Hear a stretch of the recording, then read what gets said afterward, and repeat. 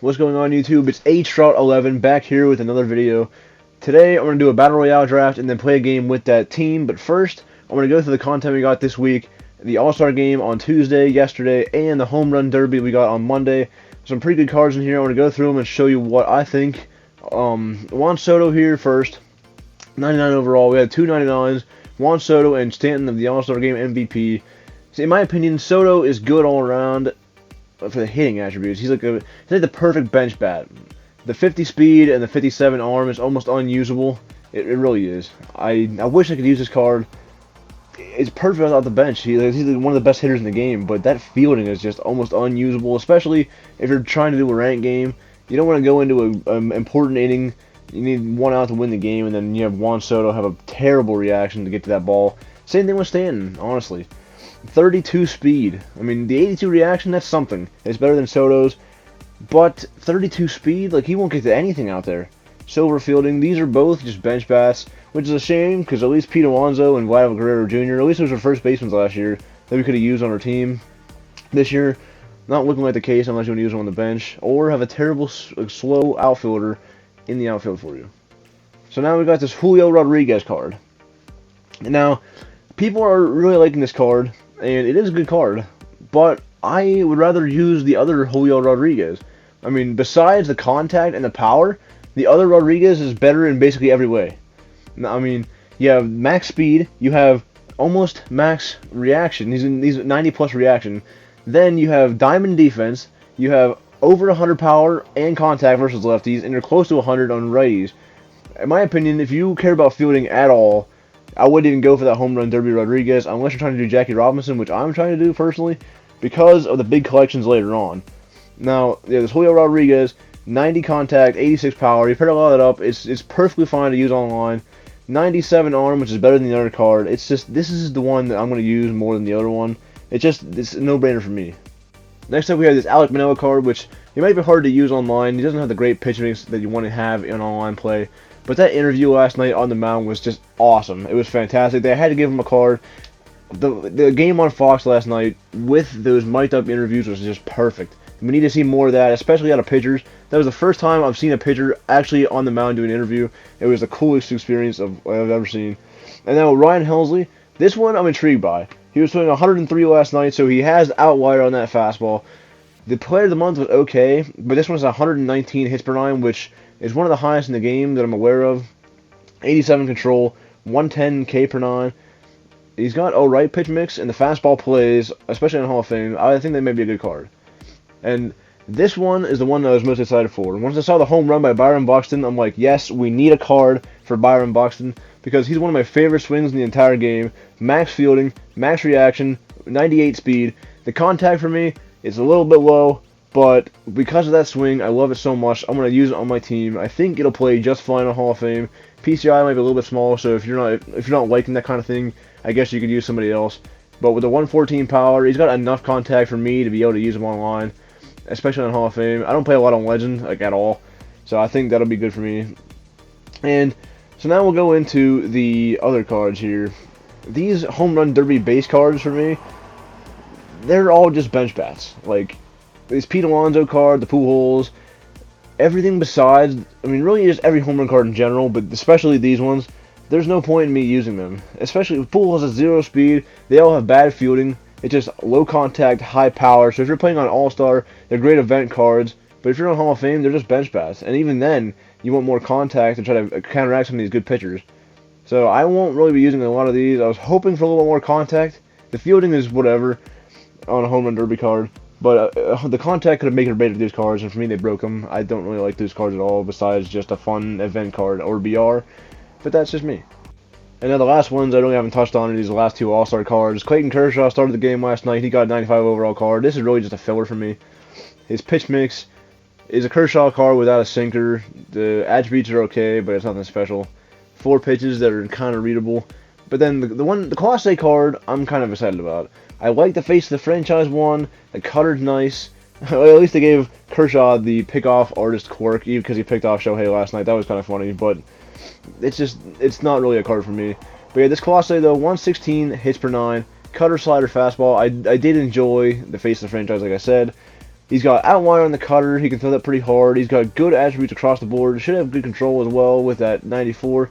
So if you enjoyed that card like I did, I would throw it in the bullpen and give it a chance because I think it's going to be pretty solid. So that's a wrap up the content for this week. I am going to get into the BR draft in a second, but first, please hit the like button and subscribe button. I'll be on vacation next week, so probably no video then, so I will probably make a video in 2 weeks. And I got something special planned for the beginning of August, so be prepared for that. If you're into IRL baseball stuff, I'll be going to a different MLB ballpark. I'll be going to Pittsburgh all year. If you're interested in seeing those, I've had them on the channel. I've done 4 or 5 of them already, I think, so I'm going to watch the Pirates play in a different ballpark in the beginning of August, so if you're into that, please hit the subscribe button and the notification bell so you know when that goes live. I'll have a couple of those, hopefully, as long as they don't corrupt. But it should be a fun time, so let's get into the BR draft. So if you're someone who struggles to get stuff done in BR and get the guys you want in the program, make sure that you get the team that suits you the best. You want to get cards that you're comfortable with. If you're trying to get to the program faster, I would suggest getting more pitchers first because it's easier to get PXP with pitchers.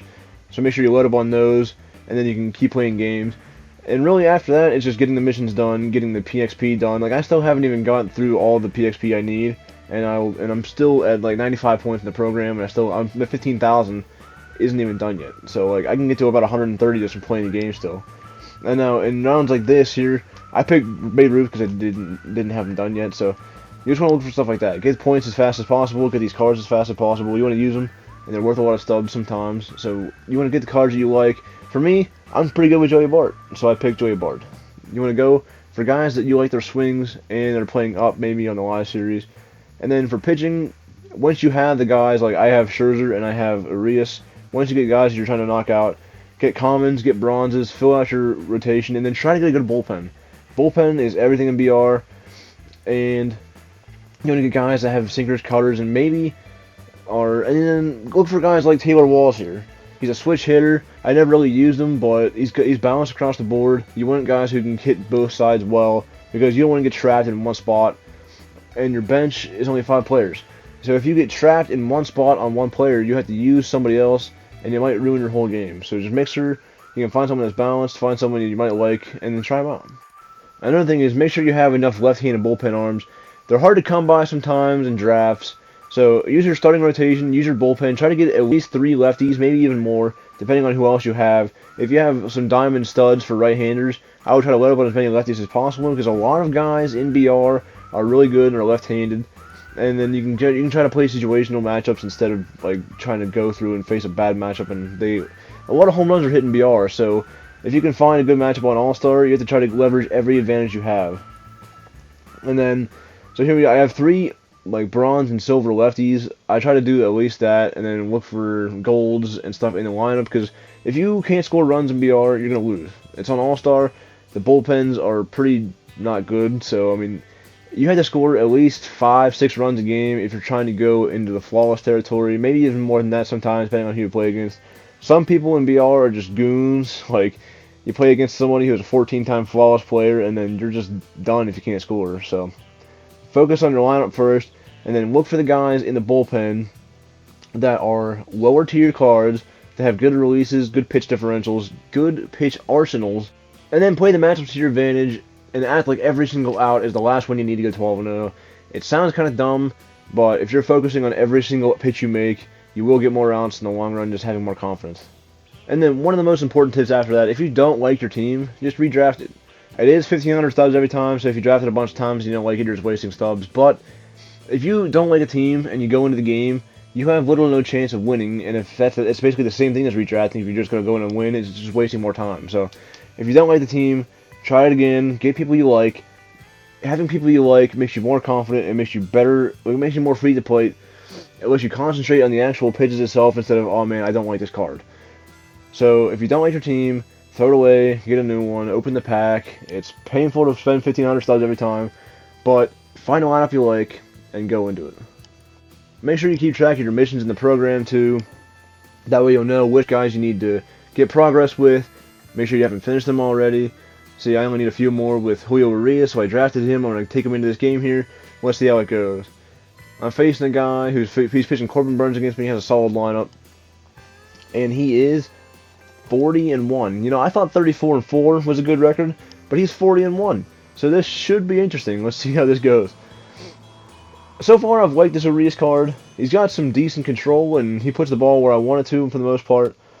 This ball was just absolutely destroyed by Napoli.